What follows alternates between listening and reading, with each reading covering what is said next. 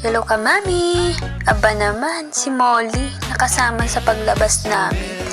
Siya yung bata o parang bata na mag-asta, na yung may dala ka lang ng bag, may dala ka lang kung ano, tas may jacket ka, nakapantalon ka.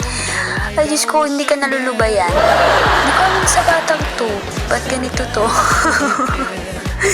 Kasi, kahit pumunta ka ng CR, paglabas mo, nandiyan pa rin siya sa may pinto ng CR. Talagang, lagi kang susundan, hindi ka papakawalan. Kahit pumunta ka ng kwarto, susunod na sa kwarto, ganun siya.